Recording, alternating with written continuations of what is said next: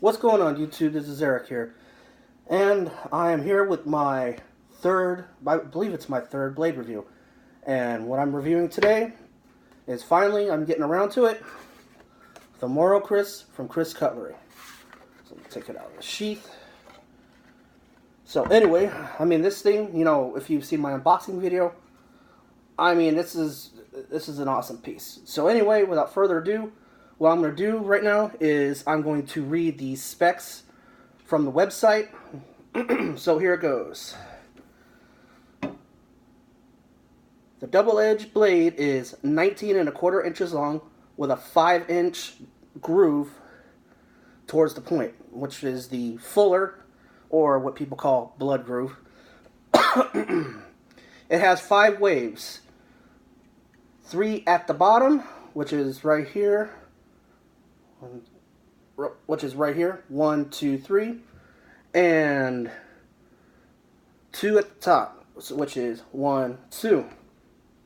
But I think this is the top right here, and this is the bottom. So I have to say that they kind of got that a little mixed up. Said towards the handle, the blade flares out and functions as a guard, which means this point right here, where it flares out, and at this point right here. At the bottom of the guard is a brass curved band called the asang, or fish gills, traditionally to bind the blade to the handle so it won't fly off just in case the glue gets undone. And what they're talking about is this little brass band right here. And for years I've been wondering, on some of these Krises, and even the old ones, why those were there. They weren't there just for aesthetics. They were actually there to help hold the blade inside the handle. So it was pretty much added on there. So it was, tension mounted or actually it was tension mounted and had the glue as well. The traditional style handle, which is called the sekikura, or the horse's hoof pommel, and it has 8 sides, which means it makes it octagonal. So if you see it right here,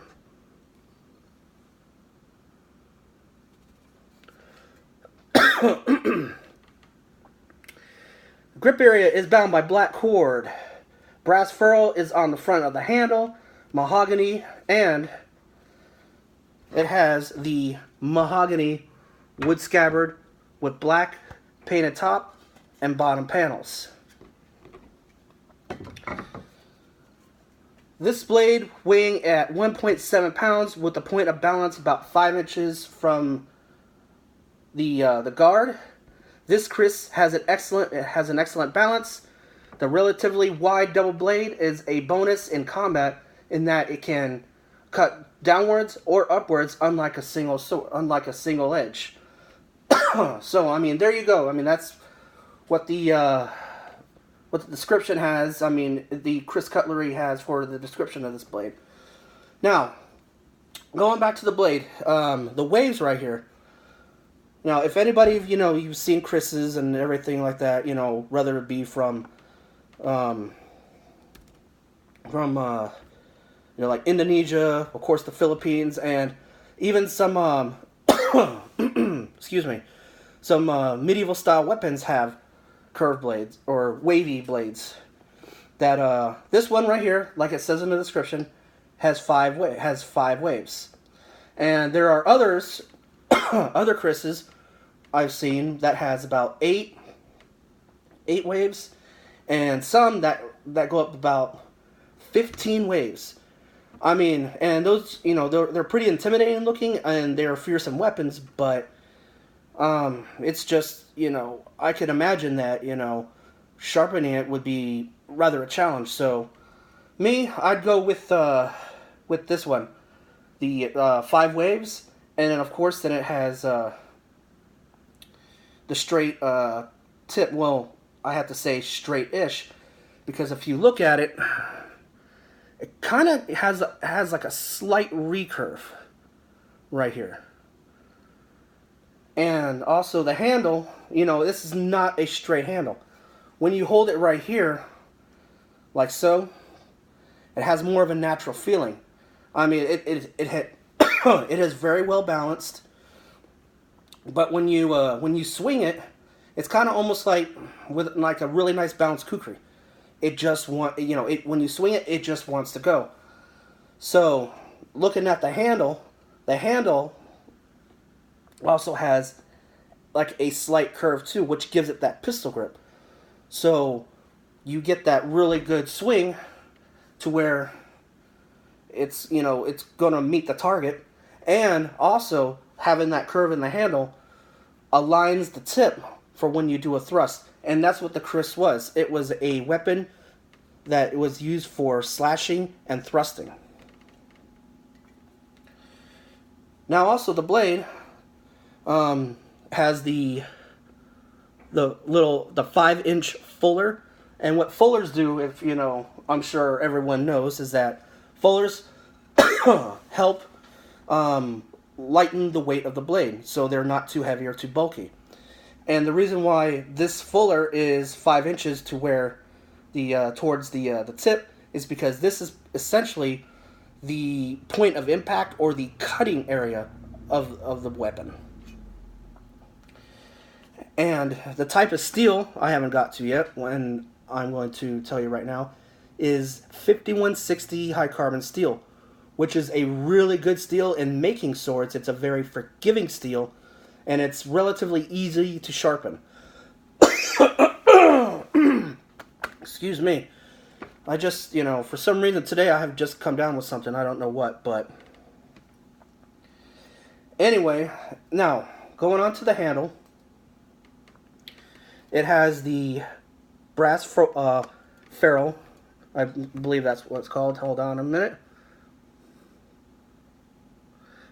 Yep, the brass ferrule, which also gives it a really nice decoration, and the handle is bonded with black cord, which I do in the future plan on lacquering it, much like a lot of people on YouTube do lacquer their itos on their katanas. So when I lacquer this cord, it's really going to adhere and also provide a really good grip. And also the cord, I mean, it's bound pretty tightly anyway, so it's not going anywhere. But anyway, that's pretty much it with this Kris. I mean, I'm just doing this right now. I mean, I've been waiting to do the review. I've gotten a few moments, so I decided to go ahead and do this. What I really need to do is that instead of just winging it all the time, I think I need to kind of like, maybe script what I'm going to say and go on from there. And I think that'll help the quality of my videos. But anyway, I'm digressing a little bit. But I mean, do I recommend this blade? Absolutely. The cost is $175 with $11 shipping. So that's about $186 or so. And it's well worth the money. Now, if you go onto Cult of Athena and go and look at the Kris's from traditional Filipino weapons, those are a little bit more. And also, I forgot to mention too, this area right here, the part that flares out, that's supposedly to guard the hand. One thing is that I've noticed about this one compared to other ones, like the ones from traditional Filipino weapons and some antique versions, it doesn't have all the hashtag marks or the spines or the spikes on it.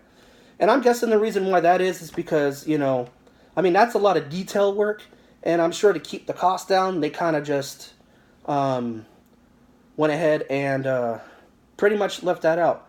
But I've also seen Kris's to where they don't have all that fine detail work over here. But it is double bladed, and I also noticed too that on the back part of this on the back part of the sword that the edge actually comes all the way to the guard. About right here. I mean, it's sharp. I mean, it's not as sharp as the rest of the blade, but it does have a bit of sharpness right here. So, which is also pretty unique and pretty cool as well. So anyway, looking at the scabbard, like I said, it's mahogany wood. It's been stained brown and it has been painted black in two areas. And the scabbard's actually pretty well made. You know, like I said, mahogany hardwood, and it's nothing fancy. You know, it's pretty smooth. It's not really like, you know, extremely smooth like, you know, some scabbards would be, but kind of has a very rustic look to it, which I think goes great with the sword itself. And that's how a lot of weapons from Kris Cutlery is. They're not they're not a whole lot aesthetically pleasing, but they're extremely functional. And this Kris right here, I mean, it's pretty it's not too plain. I mean, the brass band and the brass ferrule kind of, you know, really set it off. But other words, I mean, it's something not too fancy, but it gets the job done. So anyway, that's my review of the Moro Kris from Kris Cutlery.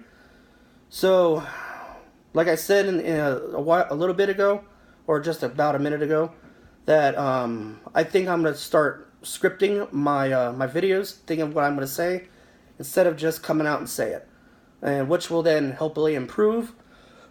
But anyway, thank you guys for watching. Until next time, YouTube.